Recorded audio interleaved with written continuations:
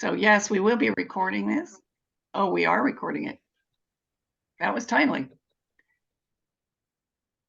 So Molly, can I'm I do a just, little announcement if we're waiting on people? sure, I was just going to Uh, get started, but go oh, ahead. no, I'll keep it really quick. We're just looking for more employers for Opportunity for All program. We have a very effective cohort taking place right now for our neurodiverse workforce.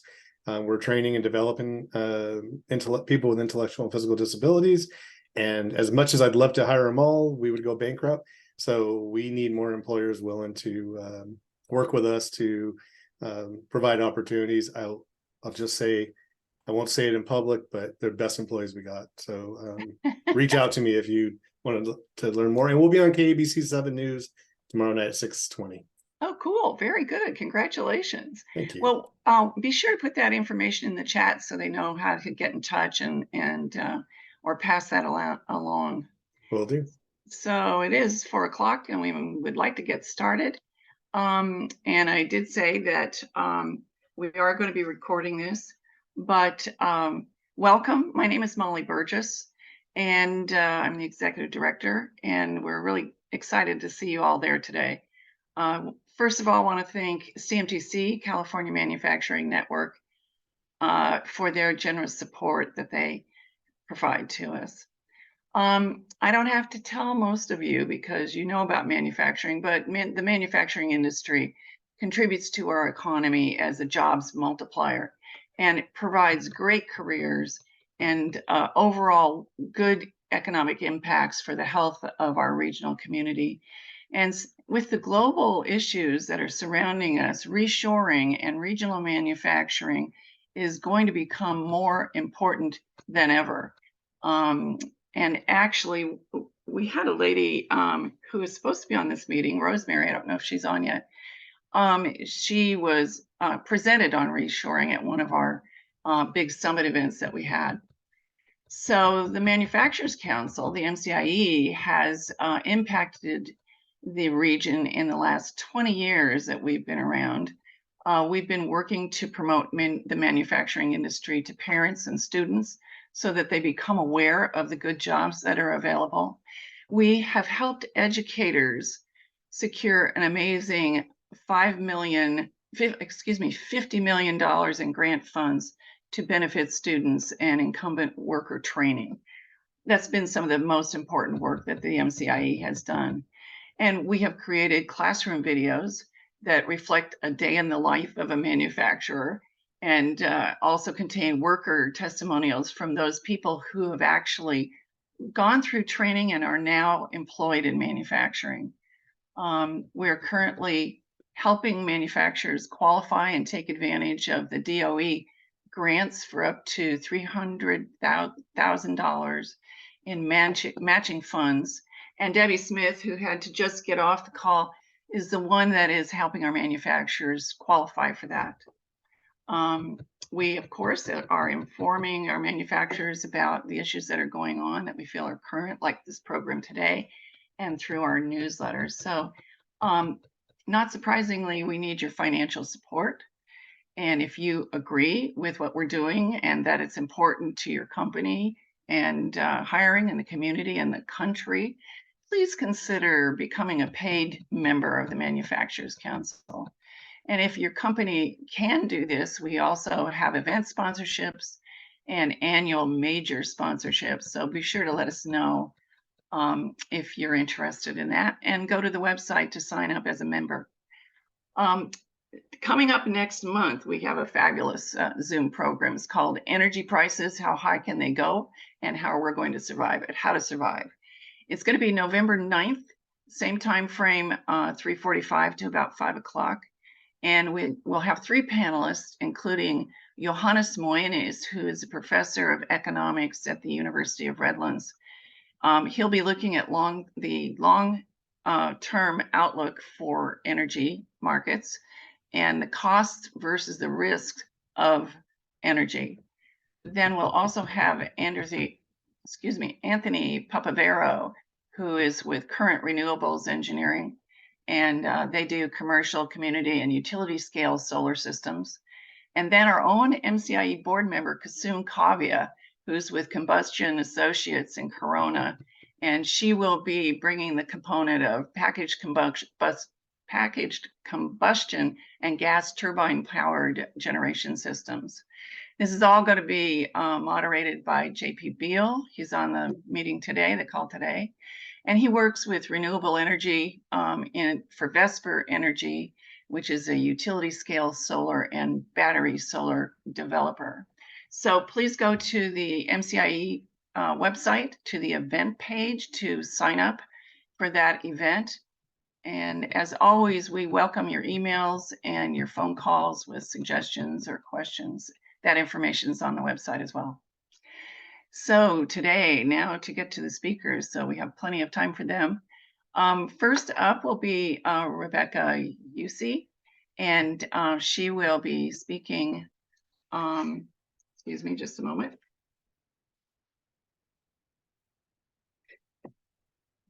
Rebecca is the Senior Economic Development Analyst with the Employment Training Panel, which is ETP. And she'll be presenting for a brief 10 minutes on funding sources that are available to manufacturers and for employee training. Then she'll be followed a bit with our legislative update for manufacturers with Robert Spiegel, who's Vice President of Government Affairs at California Manufacturing and Technology Association, which is CMTA. And joining him will be Lawrence Gayden. He's been with us before, and he'll be talking. He's the policy director at CMTA. They'll be talking about taxes, woohoo, and employment labor policy issues, and then the dozens of new bills that you'll want to know about as manufacturers. So if you're ready, Rebecca, go ahead. Excellent. Well, thank you so much for having me join your meeting this afternoon. It's my pleasure. If we were in person, I would give each of you a huge handshake, because I do believe firmly manufacturing is one of the heartbeats of the California economy. And it's my pleasure to be your point of contact for the Inland Empire and high desert regions. I've been with the organization for just about 9 months. So they have entrusted me to be able to start meeting our community partners. It took that long for me to get my subject mastery of ETP, because as many of our friends on the call know, ETP can be pretty complicated. So I'm here to try to make it as easy as possible. I know a couple of points of contact on the call are well versed with ETP. So if this is repetitive for some of you, I apologize. And if this is your first time learning about us, I do hope that this instills in you a desire to want to communicate with me additionally. And I've left my contact information in the chat, give you my email and my phone number and our website down there. So to honor time, we'll get going. What the heck is ETP? Employment Training Panel. We are very unique because we're sort of business and labor and state coming together for the goal and a pay for performance contract model to help your business pay for that training.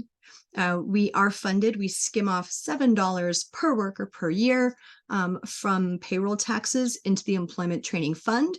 And then we administer that back down to business to help offset some of those training costs. We administer also alternative funding, as the governor's office says, hey, we've got this funding, we want to get it down to the marketplace, because that's what we do. Often in a year, we'll also be mandated to distribute funds for a lot of other programs, micro grants for entrepreneurs and refugees. We have healthcare funding that went out in 2023, 2024, as well as literacy programs. So even if maybe our core programming isn't directly connected to you, still be in touch with us, because as the year goes, we may be mandated to distribute funding that isn't core funding. So pleasure to stay connected on that front.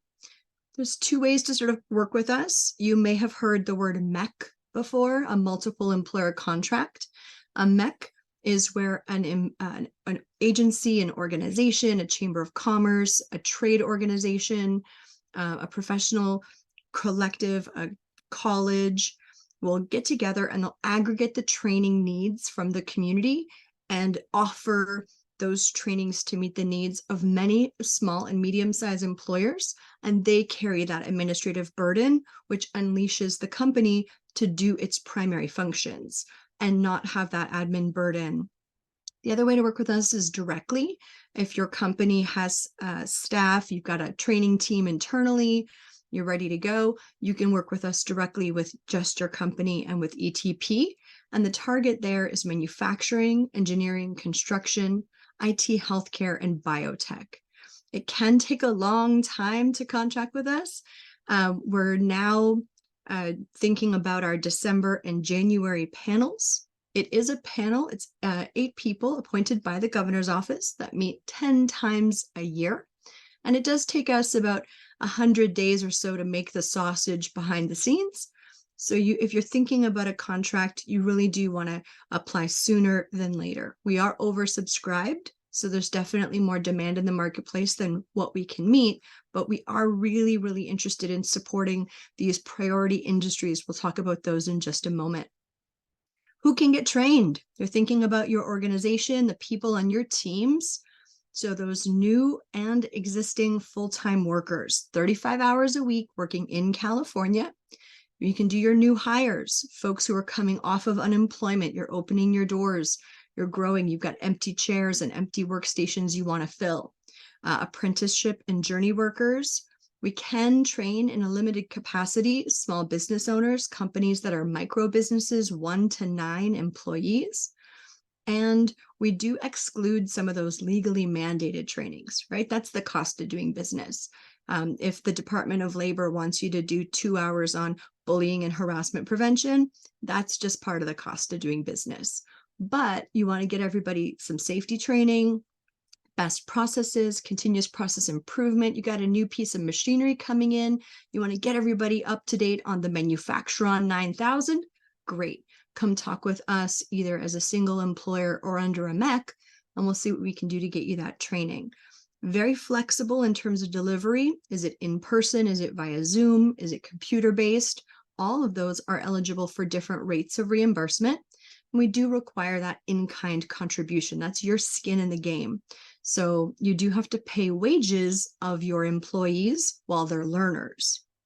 The cost of training is the cost of training. So if the Manufacturon 9000 designer says, sure, I'll come out to your place and I'll train you guys how to use this piece of equipment, it'll be $25,000. Well, the cost of training is the cost of training.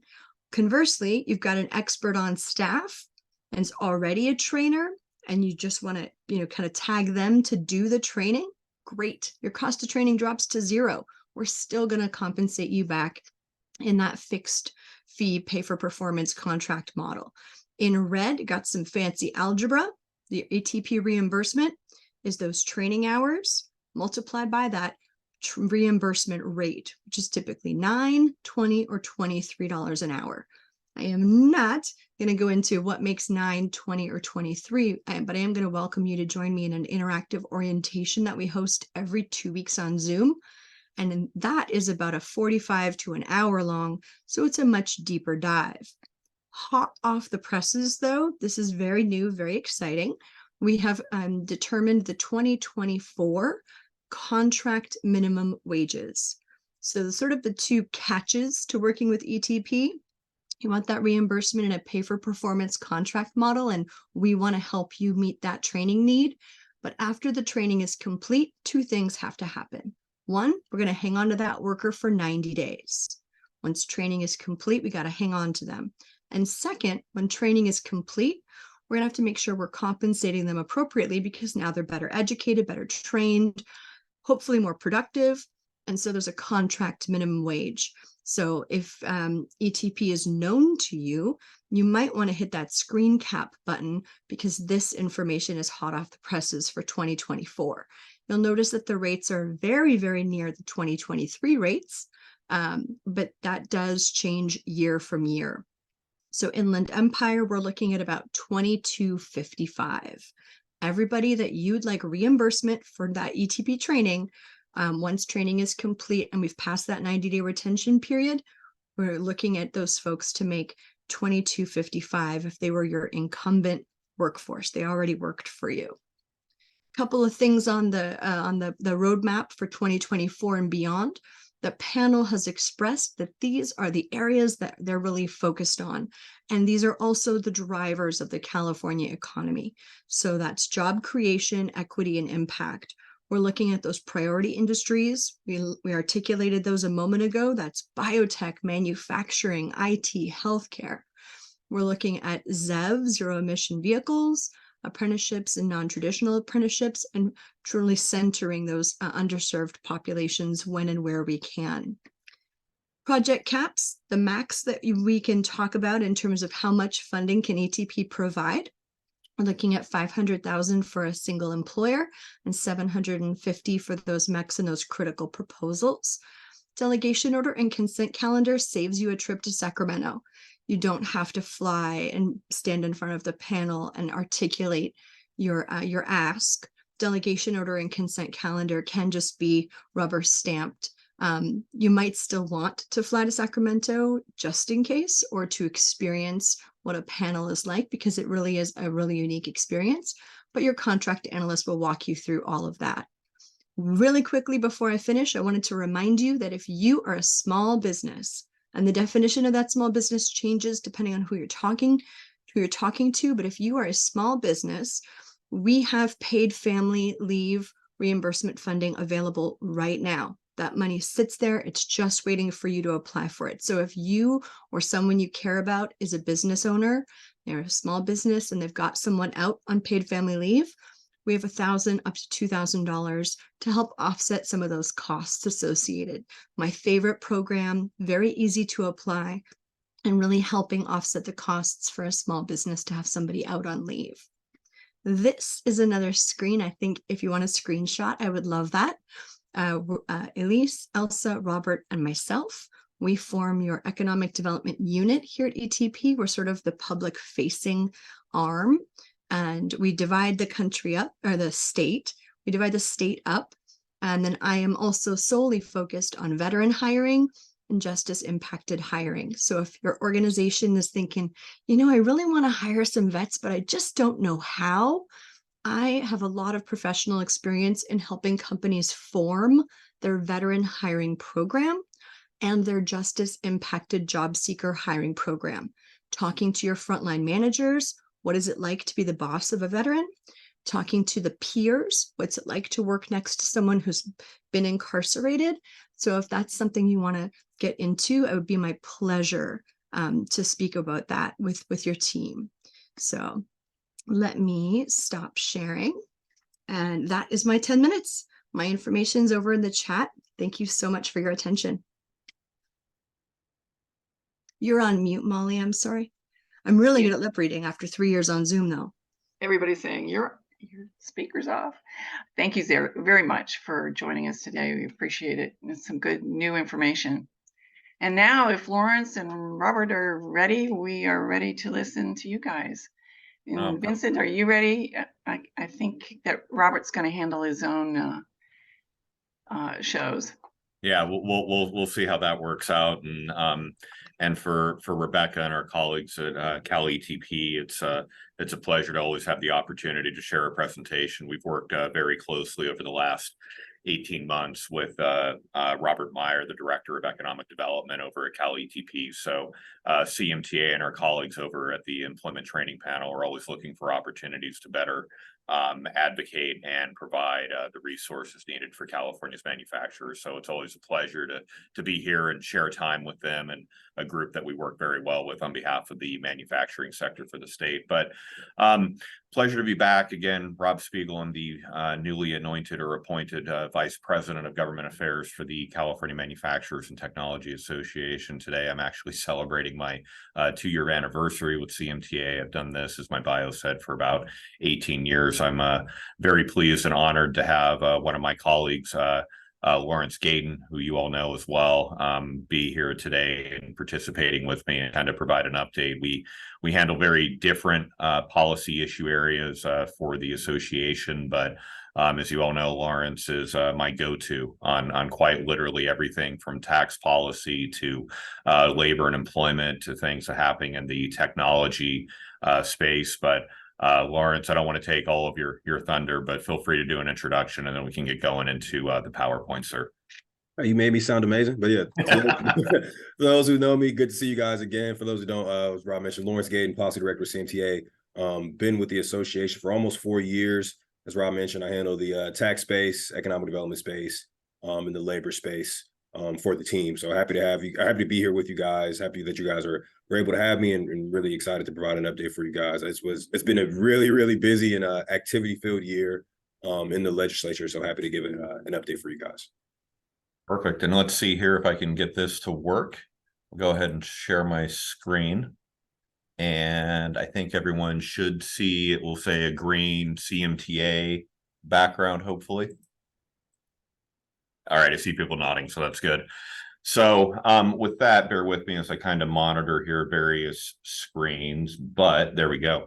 As I said, already introduction taking place. Again, Rob Spiegel, I'm the Vice President of Government Affairs for the California Manufacturers and Technology Association. And as the association, before I introduce my other colleagues who couldn't be on this call, for those of you who don't know about CMTA, we are the statewide trade association that represents the interests of 30,000 of California's manufacturers. With that, we are an organization that is about 450 strong in terms of members who are directly participating in the activities of our association. And so with that, our mission as an association is to foster and create or support and protect the manufacturing interests of California's sector. And that includes activities such as advocacy, workforce development, education and training, as well as stimulating economic growth. And with that, as a trade association, why we do many efforts as it relates to communications and public outreach about the good work that California manufacturers are doing in order to tackle such things as the COVID pandemic that we are still, kind of reeling from, but also workforce development and the climate mitigation type strategies and technologies that are needed for the global community as well as California to meet those very important and necessary climate goals. And so what may be of interest to many of you is not only are we 30,000 strong, but California's manufacturing sector is the largest in the United States. And I know that sounds very funny when you think of perhaps the Midwest or the Northeast or even Texas, but we are an industry that employs about 1.3 million people, but we also produce about $330 billion in economic activity for the state of California. We are the powerhouse, and internationally, we are a powerhouse that is creating products that are wanted around the world. And so my hat's off to those of you who are on this call today who happen to be a California manufacturer who are creating some of the most sought after products on the planet. And so the next slide, you'll see our government relations team. As I like to say, we are small, but we are mighty.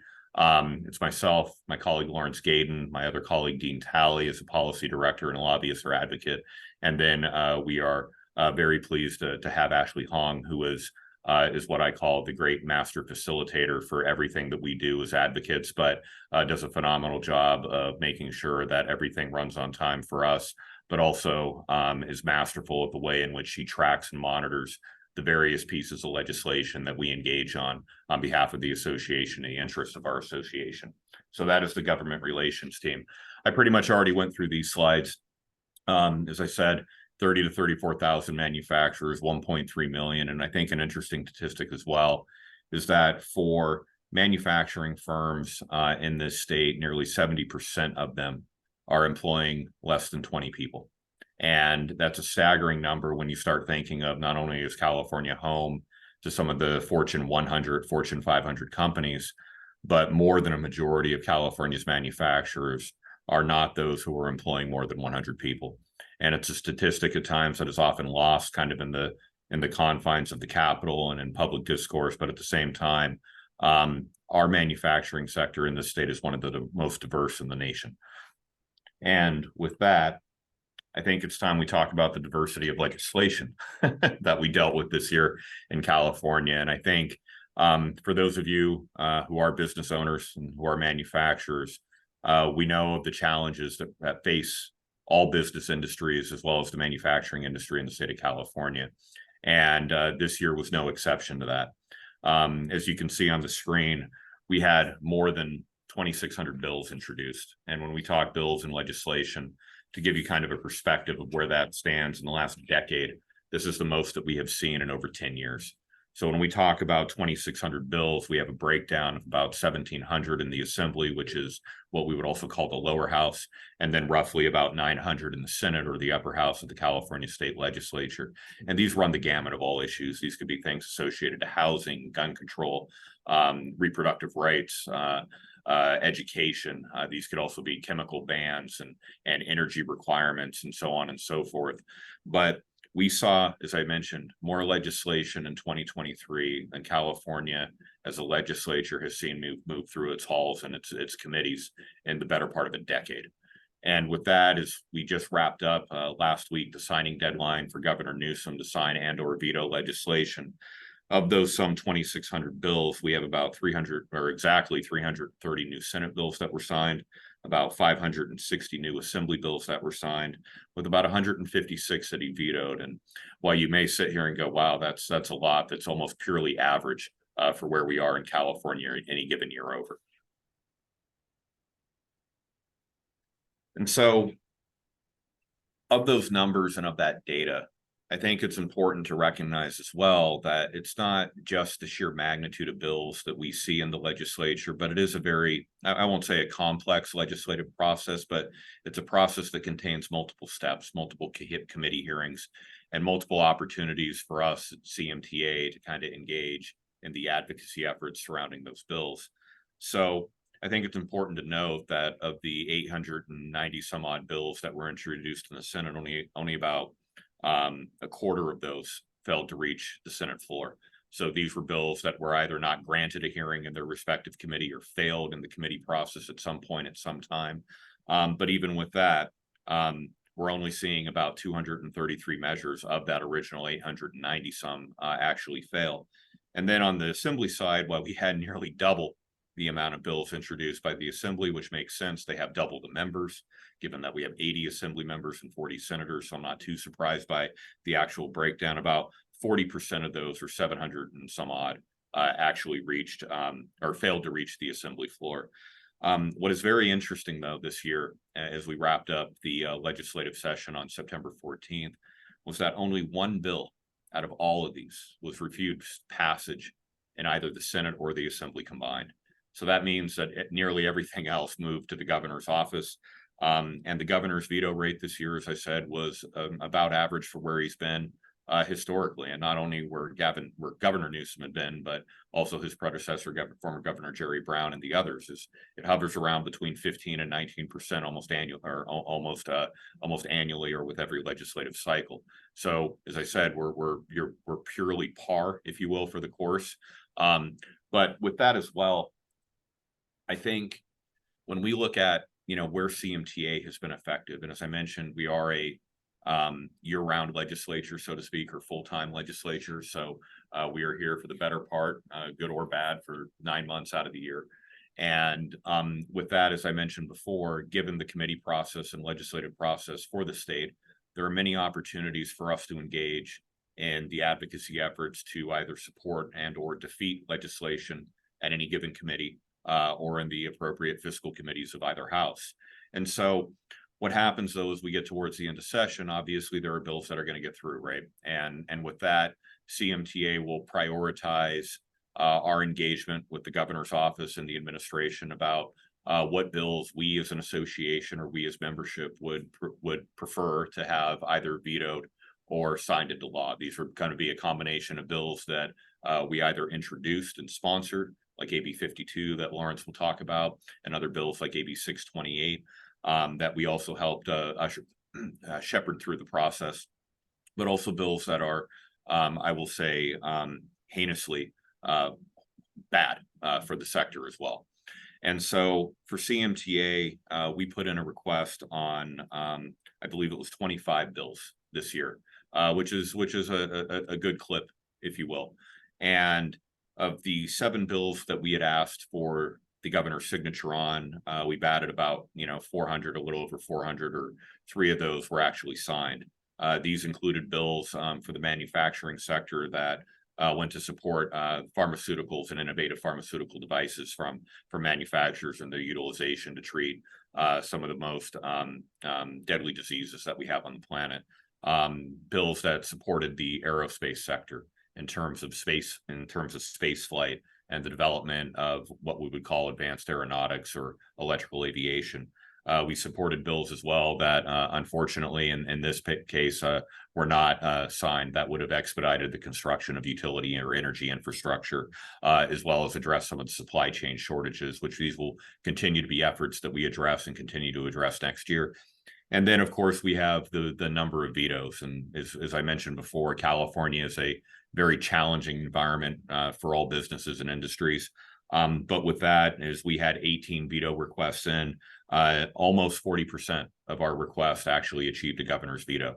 And I always parlay this or talk about this in terms of baseball. And as an avid baseball fan, if you're batting 400, you're ultimately in the Hall of Fame.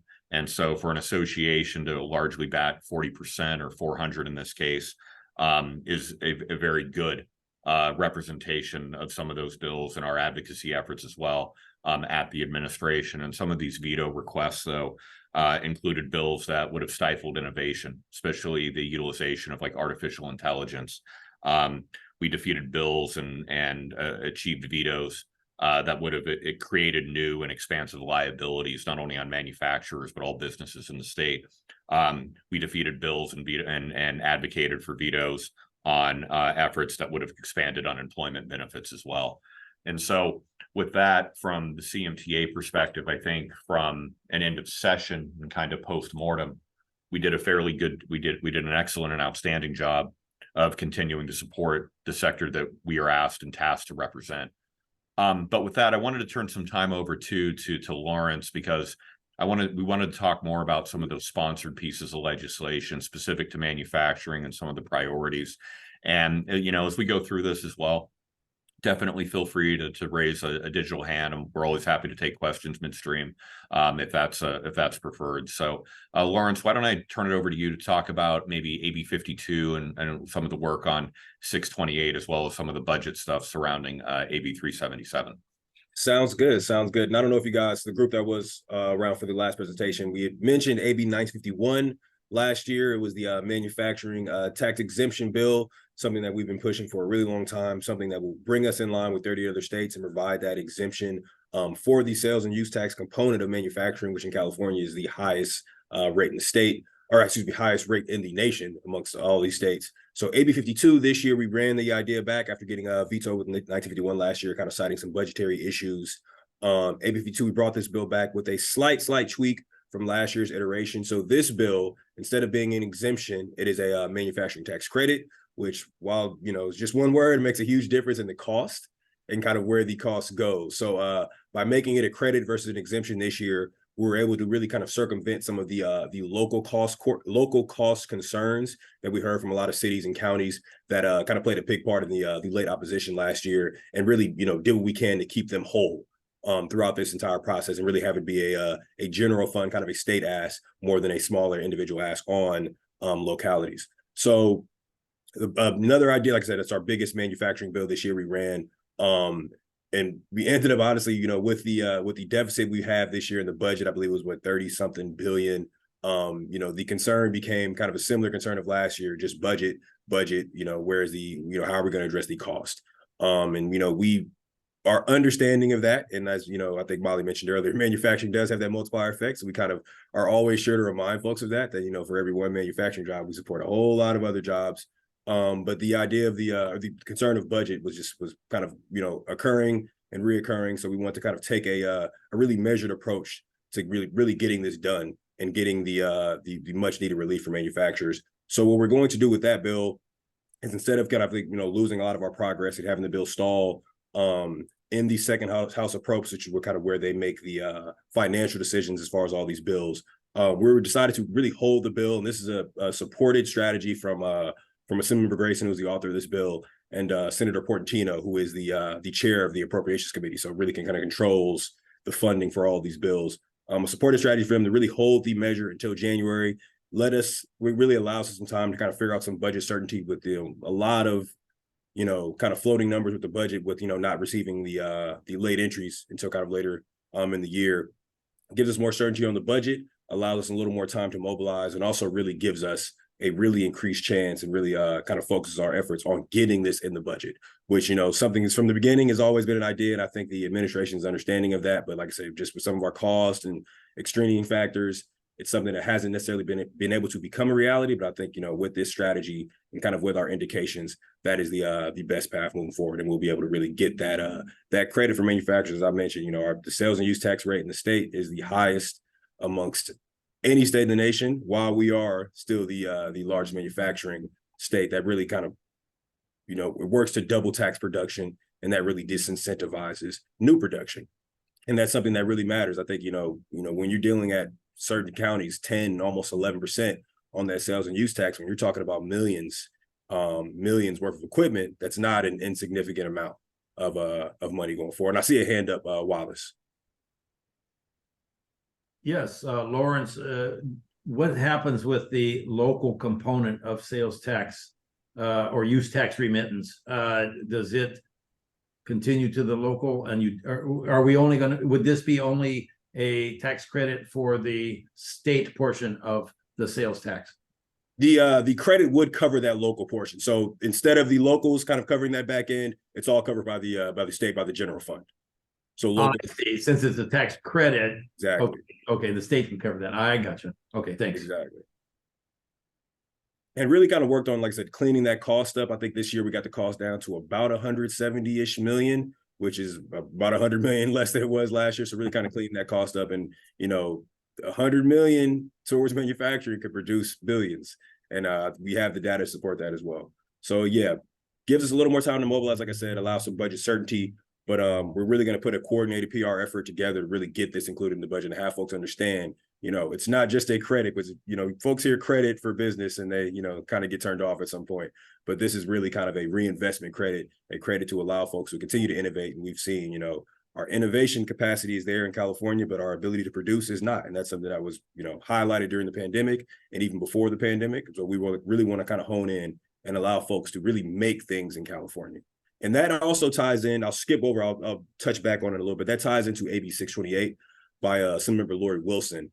It's a Made in California program bill. So basically the Made in California program, for folks who are unfamiliar, a program that started about 10 years ago, really aimed at increasing participation and really promoting manufacturing in California. Partner the state and led by GoBiz, the Governor's Office of Business and Economy, really want to aim at increasing manufacturing participation, really highlighting stuff that we make here. And they, help starting that and launch that with the Made in California program. It really launches and pairs California manufacturers with funding opportunities, training opportunities, promotional opportunities, really the gambit.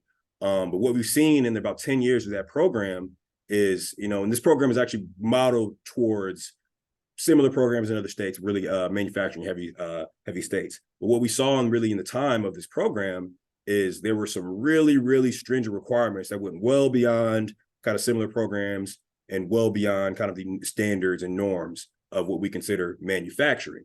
And because of those really stringent requirements, over a 7-year period, I believe, the program only had 2 applicants.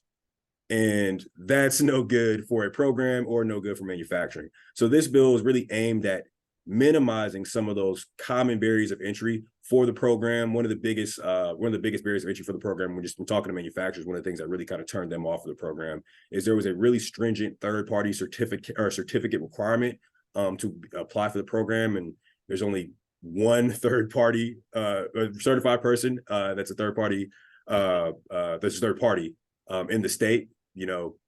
One person, very costly for a small manufacturer. Also a few other kind of self-certification aspects of the bill that will become really costly and really kind of timely, or not timely, for some of our manufacturers. So what we did with this bill is really just try to remove some of those really kind of common barriers of entry, really just streamline that process at, no cost to GoBiz, no cost to the state, and essentially kind of benefiting the state when we promote our manufacturing, what we do with our products. So this bill has kind of gone under a interesting process. The bill was introduced by Ms. Wilson, as I said earlier. Like I said, not a controversial piece. I think everybody kind of understands we need to clean this program up. So the bill was included in the budget earlier this year, and including the budget within two pieces. The first piece is AB 101. That is the money piece. Like I said, minor cost, but still some cost. That's the money piece of 628. That one was passed and already signed by the governor, so no problem with that. The second portion is the statutory piece, SB 127. Still waiting on review from the budget committee. But that is the statutory piece. So that is the actual changes of the requirements for the program, of the kind of application, the needs from GoBiz. So still waiting to get that review, but I've talked to folks in the budget committee, talked to the author's office. It shouldn't be a problem. So that was a really simple bill to kind of clean up the manufacturing process. And like I said, even in talking to some folks, I think with removing that third party piece for specifically will really go a long way in getting folks more involved and more engaged in the program and really launching some small manufacturing, and like I said, pairing them with some promotional opportunities, some training opportunities, and just some opportunities provided by the state as well. Just showing some of our manufacturers we have their backs as a state. And the third bill I'll touch on really quickly, AB 377 by Mr. Meritsuchi. That is a CTE funding bill, basically increasing the funding for the CTE incentive grant from $350 million, where it currently is, to $450 million, so about a 30% increase almost. Everybody loves CTE. Everybody loves the concept until sometimes you got to put the money where your mouth is.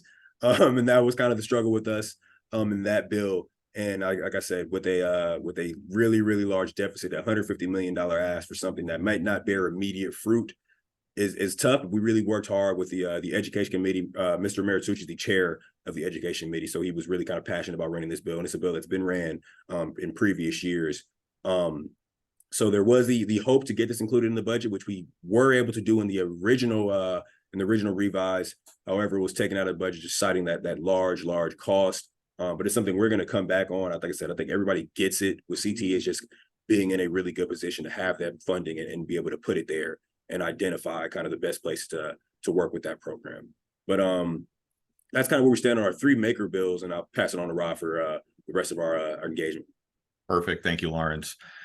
And so to kind of wrap up here, because I definitely want to leave some time for questions, and we have about 20 minutes. So there, as I mentioned before, it's just a year-long process. This is like the longest of legislative marathons that may exist in the nation. And so with that, some of the big bills this year that were either defeated or signed and or vetoed by the governor included, for the manufacturing sector, and I talked about this last time I was here, is really the challenge that we have with some of the climate change and greenhouse gas emission bills in the state. As a sector that is heavily carbonized, if you will, the technologies that are necessary for us to reach zero carbon or full electrification as industry are very challenging. And when we have climate change related emission reduction targets provided by Assembly Bill 32, which was passed in 2006, SB 32, which was passed in 2016 to meet statutory reduction targets of 30 and 40% or 40% respectively of emissions below 1990 levels, we always get concerned about the pathway of how you achieve that as industry. And as large emitters in the state, roughly 25%, we need pathways of compliance. And so when we talk about AB9 and SB 12 and why those mattered for California manufacturers and the broader business community, is we were talking of accelerating targets and manipulating programs and credits under cap and trade that would have drastically increased compliance costs without a pathway of compliance for heavy industry in the state. I'm not talking heavy industry, I'm talking any emitting industry in the state. To necessarily, as SB 12 did, accelerate the reduction target to 55% over 40, as a statutorily authorized 40%, that's a huge new cost dynamic in the billions of dollars to which industry cannot absorb. We defeated both of those bills in their respective houses prior to them even being sent either to the Senate or the Assembly for further consideration. Now, there was another bill in this as well that will present its own unique challenges, similar to the climate portfolio, and one that I know that I talked about last year when I presented on Senate Bill 260. It's one that we carried with its particular weight again this year and national consideration with Senate Bill 253 from Senator Scott Wiener from San Francisco. And the bill was titled the Climate Corporate Data Accountability Act. And what it really is it's a mechanism which requires a certain threshold of industry, $1 billion entity, so to speak, to provide a total of what we would call Scope 1, Scope 2, and scope 3 emissions to CARB.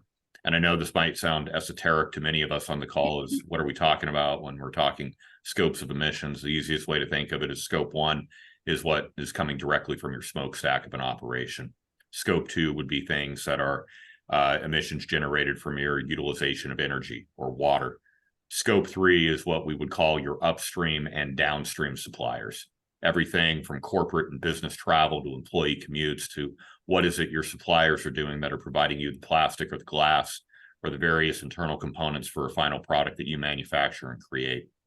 And so what SB 253 is a massive, I don't want to say it's only a reporting bill because it's much more than that, but it's a massive accounting and reporting documentation for these billion-dollar industries.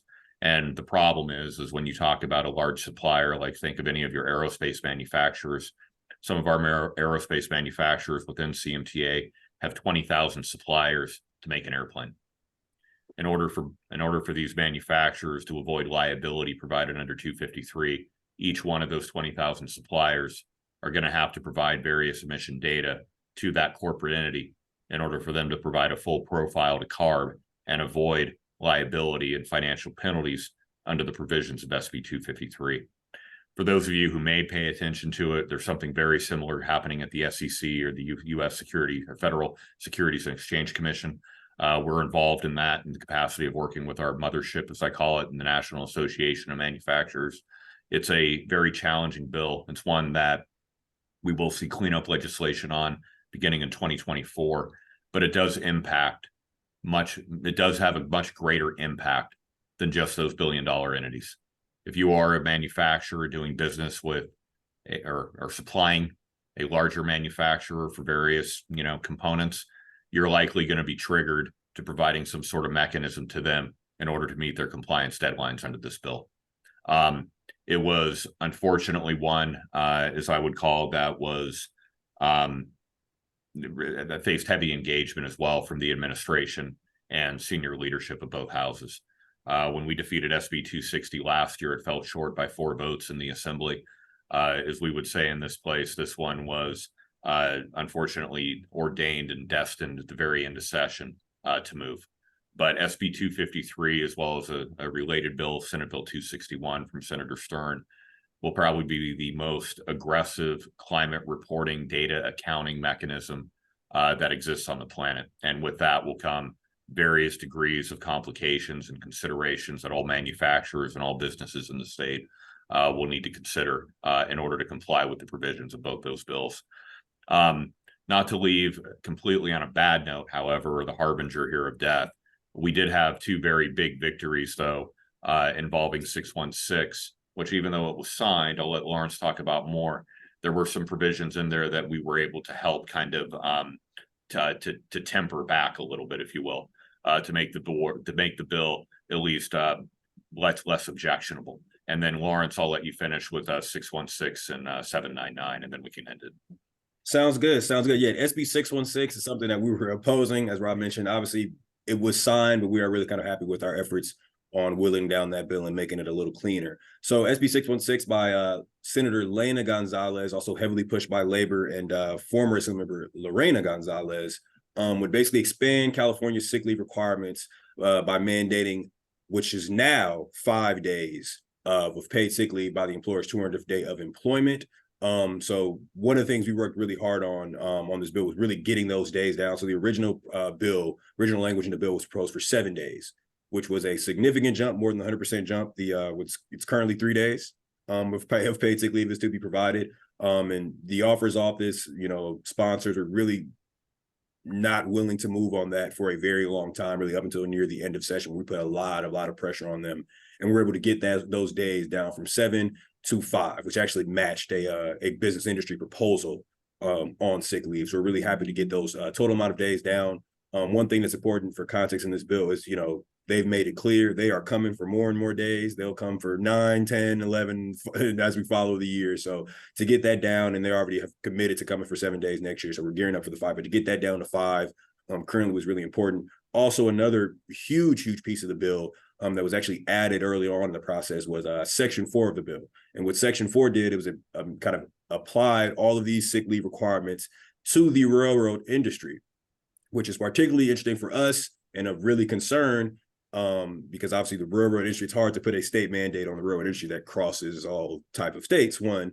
And two, I don't know if you guys recall, back in December, we were really, really close to having a rail strike, and Mr. Biden and the administration kind of stepped up and helped led some negotiations to help avert that and reach an agreement between rail unions and rail workers. And one of the key pieces of that was paid sick leave. So that's something that's already negotiated. When you kind of have the precedent of, circumventing negotiations, that's a really tricky place. And as we mentioned, it's really tough to put some a statewide mandate on something that crosses states and something that's really going to be impactful to our supply chain and manufacturers. We worked really hard to get that section removed. And as I mentioned, the authors were not willing to have any wiggle room until they really, really felt us towards the end of session. We're able to get that entirely removed from the bill. So we're able to whittle the days down, get that important railroad piece removed. And with that, the governor saw a cleaner bill to sign. So like I said, we're not going to say that we're happy, but we are really happy with our efforts on getting that bill much, much cleaner and much, much more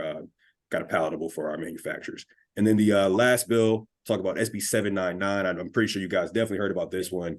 It is the provide unemployment benefits to striking workers. So there's a couple layers to that one that's really problematic. First one, we know manufacturers, employers are still paying, really, really high taxes due to that large unemployment wave with COVID and the shutdowns.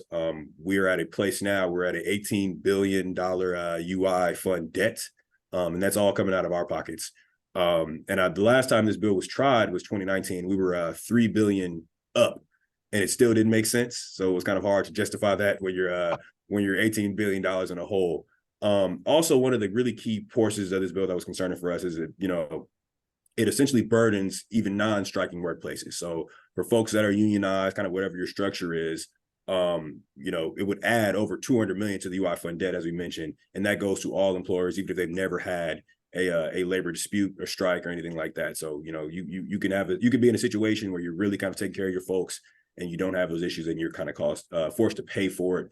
And then also another issue on that one is just, strikes are tactics in a lot of ways. So, to have somebody, where they have a job waiting for them and there's a potentially, an end to the labor dispute, and to kind of fund that, you're essentially funding, increased tactics, from a labor side, which was a concern from us. And this one was really kind of wrapped around the context of the writers and actors strike. I know a lot of you guys are familiar with that one, and a lot of the hospitality strikes going on in the Southern California region. Which is kind of explains the heavy push we felt from LA members. I think almost all LA members were co-authors on this one. So we kind of felt that from them. But with that writer strike ending, with a lot of the pressure, and I think obviously the governor understood that $18 billion in the hole is only going to get bigger and only going to get worse. But with the cleaning up of that writer strike, right before I believe he started, was able to start signing bills, he vetoed this one, kind of citing the cost, obviously. And, once that strike got out of the way, I think that was the kind of big glitz and glamour kind of surrounding this bill and some of the members supporting it. But getting that writer strike handled, and like I said, just really, we tried it in 2019, up $3 billion. It didn't work, didn't make sense. It's going to be hard to kind of justify that when you're $18 billion in the hole. But we're gearing up for this fight again. We've heard from labor that we're going to see this one again, so gearing up. But I think that that argument with the cost will only get worse next year as well. So it'll be a fun battle next year. But yeah, this was a good one, a really good success to get this one vetoed. Like I said, that cost was huge. I know the UI fund has been something that's been heavily discussed amongst the employer space, and something that we're still feeling years after COVID. So that's something that we're happy to defeat on our way. Perfect. I think with that, Molly, I don't remember how much time we had. I'm sure we went over it, so my apologies for that. But oh no, we're good. We're good. We have about 10 minutes for questions, and while everybody's digesting all of the information you gave us, I just wanted to ask: is there a good time in the process of a bill, or is there a good time in the season and in the year to actually step in and send letters of encouragement to our legislators or discouragement on particular bills? How does that work? Yeah, so it's a good question. There are multiple opportunities for public engagement on ones that are, I will say, heinous to our sector. We try to do our best to flag those for our various regional coalition members and ask for various logos and signatories or signatures for either, for opposition primarily. For those supportive ones like AB 52, we definitely appreciated the support of many of our regional groups as well on that bill. At any time, we as an association try to do our best to communicate with all of you as to what those, to what those particular bills are. And, we don't live in a vacuum either, right? So for regional interests and local interests, we did hear of some particularly bad legislation from our regional partners, which then tasked us to engage with the member essentially on their behalf as a pass-through to talk about why this piece of legislation may not be the best thing for the local community or the economy as well. So in March is roughly when we start committee process. March and April are usually our committee processes in the first house of jurisdiction. In June, we switch houses. They switch houses for the bills to be heard. And so June and through much of July, you'll have opportunities there to engage as well. We try to have everything hunky-dory, if you will, before it gets to the second house. The longer it gets in the process, the more challenging it becomes. But with that, usually early spring is when we start identifying the bills to jurisdiction. If there's an engagement opportunity there, happy to do that. But that's generally kind of the legislative calendar, the spring, midsummer, and then at the very end, even with veto requests and everything else. And like I said, we do our best to communicate, but Molly, I hope that helps kind of provide some more clarity for you. Yeah, yes, it does. Now, are you communicating that through the governmental committee meetings or Yes, ma'am. through other communications? Yeah, we do both. So for CMTA, for those of you who participate with us, we do have a government relations committee, which is the catch-all for quite literally everything from labor, tax, environmental issues, energy, aerospace, all of that. At times, much like we just did recently, even on a regulatory matter, as I said, we do our best to try to communicate directly from the government relations team, usually me. Putting out various emails because most of the real nasty stuff is going to be in the air resources space. So you'll hear a lot from me on carb related issues or sometimes water quality. And definitely, I know I've had MCIE with us on some of those fights and battles as well. So combination of sources there, Molly. Great. Now, anybody else have a question? And Ron, we'll go to Wallace first. Go ahead. Okay, Wally, go ahead, first one. Okay, to either Lawrence or Bob, on the AB 52, what sort of two questions? One is, how do they target the sales tax or use tax credit to manufacturing, or is it targeted to manufacturing, and by what means? Is it your NAICS code, or is it what does that? And then the second question related to that same bill is the equipment purchased for which you're paying the use tax, let's say, is it Lawrence, you talked about it being targeted to that productivity or production equipment versus, say, research and development equipment. It sounds like it's all going to be covered, but I'm just curious if you have enough of those details just to kind of fill us in. You are spot on both of those, Wallace. So to answer your first question, it is classified by NAICS code. So if you are a manufacturer under that NAICS code designation, you qualify for that bill. And then on the equipment portion, you are right. It is manufacturing, production, and research and development equipment as well. And all that is stuff that's considered qualified under that code as well. I think the only thing that doesn't necessarily fit in there is like stuff that has a shorter shelf life, like I think 120 days, kind of specific designations on stuff that can basically expire. But yeah, any research and development or production equipment that fits, and if you fit under that NAICS code, you qualify and you're clean. Thank you very much. Oh, thank you, Wallace. Ron, we'll go to you. Yeah, first question on the SB 616. I just am wondering if the bill, Lawrence, has any kind of criteria for what a sick person actually is. I think we know human nature, and that is that most of these sick days are going to be taken every year by every employee, unless there's some kind of criteria. Is there anything in the bill at all? So that was one of the biggest sticking points for us in the bill. Really, the two things we argued for the longest was getting those days down and then the level of documentation. And that was something that we got a lot of pushback on from sponsors, from authors. When we were really kind of open to documentation, even if it being, you know, a screenshot, a picture of a failed COVID test, something like that, any level of, you know, protection for us beyond the original 3 days. Because what we see now is, you know, you don't have to provide anything for those 3 days. Those 3 days are on us, you know, or now 5, I guess. The 5 days are on us. And then after that, you know, we need something. Doctors know we need to see something. And that was the piece where we saw a lot of the exploitation. And we had a bunch of data from manufacturers showing like what I think 85% of paid sick days happen on a Monday and on a Friday. It's like, you know, folks get sick beyond just those 2 days, and it shows you, I think the you know, large chunk of it all occurs in November, December.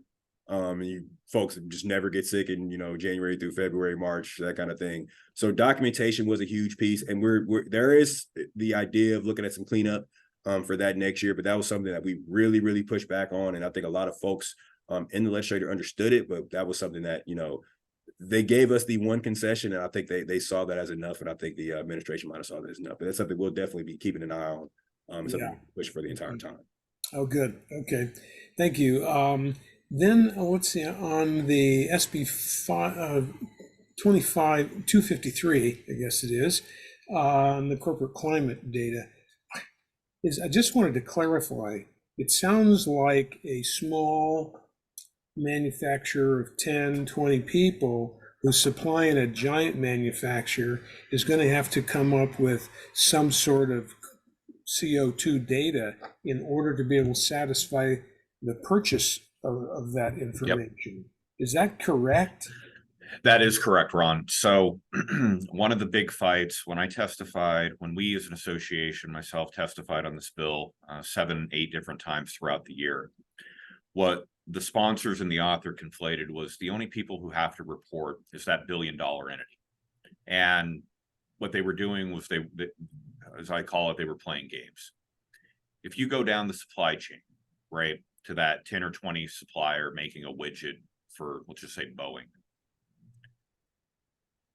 Boeing is going to request, whether it's contractual or otherwise, that smaller entity to provide data, because 253 requires that all emission data reporting by Boeing, or the $1 billion company, has to be there. If not, CARB or the Attorney General will be able to fine them up to $500,000 for noncompliance. And that has been the troubling and most disappointing argument and issue with this legislation. Companies that are not Fortune 500 $1 billion entities are going to have to essentially hire consultants to assess their climate or carbon footprint or output in order to comply with this bill, and in order to comply with what will likely become a contractual obligation between the $1 billion entity and each one of the suppliers that they do business with. Now, the counterpoint, which I argued, is what if that smaller manufacturer can't afford that client or that that analyst, that corporate climate reporting data component? Is that $1 billion company going to move their business elsewhere to someone who can? So are we not, in essence, also, you know, impacting the viability of the industry by shifting resources away from small manufacturers to only those who can comply with the obligations under the bill? Well, of course you will. You're right. Exactly. 100%. 100%. Yeah. And it's not, and I should say, it's not to knock any of the $1 billion entities as well who happen to be members of CMTA, but logistically, how do you protect yourself from liability under the bill? Yeah. You either contract or require the other entity to do it, or you move business elsewhere, which is garbage, in my opinion. It's absolute garbage. Well, you couldn't get an argument from me. So Um, in that particular case, then, I mean, are there any penalties for the supplier? No, the only, yeah. So Okay. what's funny about how this works, right? The only one who was subject, I would say there's some ambiguity with it, but I think it's pretty clear. The entity that has to require or face the penalty will be the billion-dollar company. Yeah. But what type I will say there's some legal ambiguity with it, but I'm pretty certain it's only the 500 or the $1 billion company that would pay the fines. Okay, Ron, I want to give Angel Sanchez a chance. Angel, are you still Angel. there? Yeah, just a kind of a quick, probably unorthodox question, but 1228, the fast food $20 minimum wage, what kind of environmental impact does that have on manufacturing in the long run? Is that going to drive up standard minimum wage? And then for those of us that try to pay a percentage higher than minimum wage, what is that going to do to the workforce needs of tomorrow? Yeah, so I'll provide a little bit of context and then try to answer this quickly. So 1228 was a negotiated settlement to avoid a ballot fight. So certain fast food industries were able to reach a negotiated settlement and agreement with the administration. So that's how 1228 came about. The difference with 1228 is that it only impacts franchises and not corporate owned entities, which is a very interesting play as well. Does it provide a precedent, however, perhaps, to kind of strong arm other industries? I would say yes. How was that? Was that quick? It's kind of what I expected, but I was curious if there's been any study as far as what the long-term impacts of that are. And no, I mean, I think generally from our perspective, from my perspective, is we will see increased costs to consumers, increased costs of living associated to it. Environmental impacts, no. I think what we will see as well is to whether or not we see a stifling of kind of those franchises willing to start up in California associated to the fast food industry. I think that data will play itself out as we go into implementation next year and beyond. Okay, thanks. Absolutely. So we're kind of at the end of our time, but I just want to ask one last question. You, CMTA had a competition for the most unusual made in California product. Who won that competition? What was their product? Lawrence, you want to go? The coolest thing, I don't know, it could be a synonym for coolest? Okay. depending on how you slice it. But the winner of this year was the Tesla Model Y. Tesla Model Y vehicle. I believe the finalists were Tesla, Carmazzi popcorn, fan favorite, local favorite. We had the James Hub telescope and the Vectis vehicle, Rob, I think that's how you say it. One of the kind of EV vehicles as well. That was the final four. But yeah, Tesla ended up inching out and winning that competition. So I was really excited. Our first year doing it, had a great turnout, really a great tournament, kind of the whole kind of package of all that coming down for the last few months was really, really exciting. So to have that final and be cool, we had the Lieutenant Governor announce the winner. So that was really fun for us. But yeah, the Tesla Model Y is officially the coolest thing made in California for this year. And are you going to do it next year? Oh yeah. This will be an ongoing and annual competition for CMTA and other manufacturers. So, and a big shout out, of course, to Carmazzi caramel corn as being one of the more smaller manufacturers as well from food and beverage who happened to make our final four, and so very proud of them as well. Yeah, and caramel corn tastes better than Tesla's, so I know they gave them a scare, but that's the winner in my book. So. Well, thank you, Robert and Lawrence. Very interesting as it always is. And we usually do go over time when you guys are presenting because there's so many interesting things to talk about. And I want to thank everybody who came today. We hope to see you again next month for our program on energy. Take a look at our website for events so that you can sign up. So bye-bye, everybody. Thank you.